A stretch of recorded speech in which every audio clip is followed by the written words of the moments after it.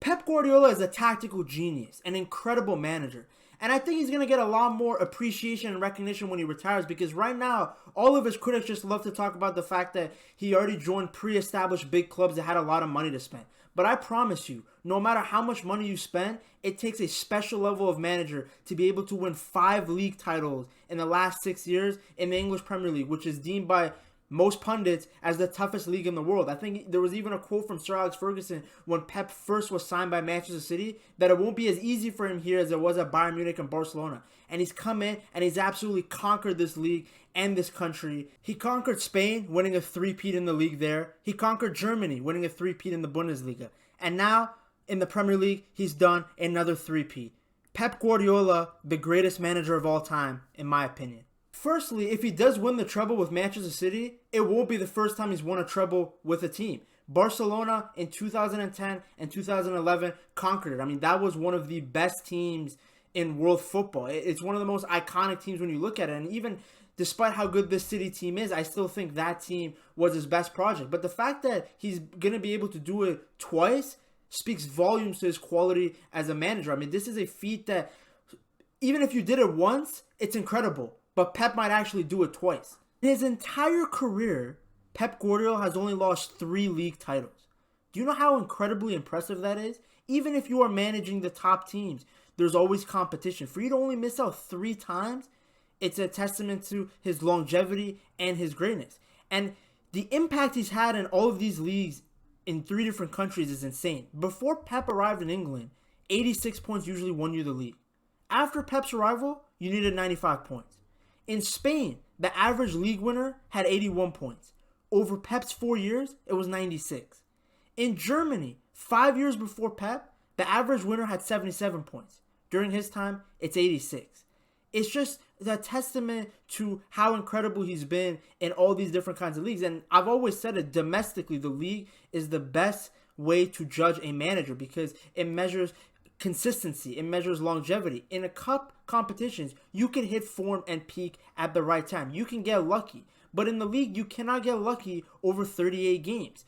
And you play a wide range of opponents. How well you play against bottom level clubs is equally as important as how well you do against the top clubs because you need to accumulate the most amount of points. So for me, what a manager does with a team in the league season is the best way of judging his managerial ability, how he's able to keep the player development, his man management, to be able to keep all those players motivated even when they're not playing. So what Pep Guardiola has done at all the teams he's been on, how he's been able to dominate domestically, it shows you his characters and qualities as a coach.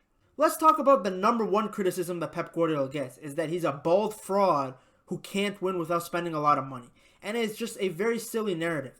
All managers spend a lot of money. All the top clubs spend a lot of money. Sir Alex Ferguson broke the transfer record multiple times in order to bolster his squad. You can't just win with a measly budget. And expecting a guy like Pep Guardiola to just go and manage Millwall and make him good again, that should not be the standard when we're judging coaches. What makes City different from all these clubs is they spend money wisely. I mean, look at how much money United and Chelsea have spent recently, and they have gotten no success. I mean, Chelsea is worse after their spending spree than they are now. Like, let's look at Jack Grealish. Jack Grealish was seen as an overpay. Why are you paying $100 million for this guy? But he has improved every single season, and Pep Guardiola has been able to morph and adapt him to be exactly what City needs in the left wing position. Meanwhile, in that time, Manchester United have signed Jadon Sancho, who is a much worse player now than he was when he was being targeted at Borussia Dortmund. They spent for Anthony, who has looked nowhere near somebody that's worth $100 million. Chelsea picked up Mudryk. Again, the guy doesn't look anywhere near quality to Jack Grealish. Grealish's first season, where everybody called him a flop, has been much better than all of the seasons that Sancho, Mudryk, or Anthony have had. Arsenal spent a freakish amount of money on Pepe.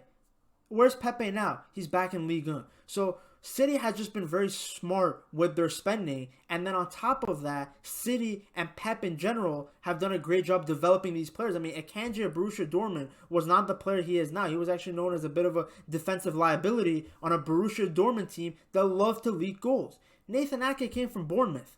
A lot of other clubs could have been in for him. Julian Alvarez, anybody could have signed him. He was bought for, I think, like £14 million. Anybody could have gone in for him, but City have just been wiser with their spending, and they've been able to develop these players. I mean, if Sancho comes to City, we might be looking at a completely different player.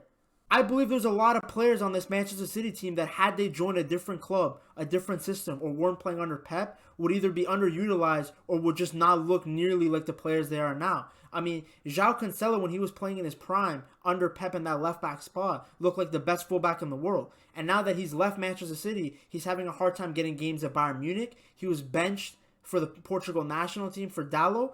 It's just the way it works. Pep knows exactly what he wants and how to play to the strengths of his players, and he makes a lot of them look a lot better than what they are. I mean, we're appreciating John Stones now, but when he was bought for a hefty fee from Everton, everybody said it was English tax and that Man City have overpaid for a player. And now Pep has used John Stones at center back, at right back, at center mid, at center defensive mid. How many other managers could fully utilize John Stones to that high quality? Pep is just also so tactically flexible. I mean, the tactics he used to succeed with Barcelona, Bayern Munich, and Manchester City are all a little bit different. And I'm not saying he came up with false nine at Barcelona or he made up inverted wingers. These are strategies that have been in football since like the 1970s. But he was able to popularize them and use them effectively to win multiple titles. At Barcelona, he used false nine with Messi. At the time, it was revolutionary.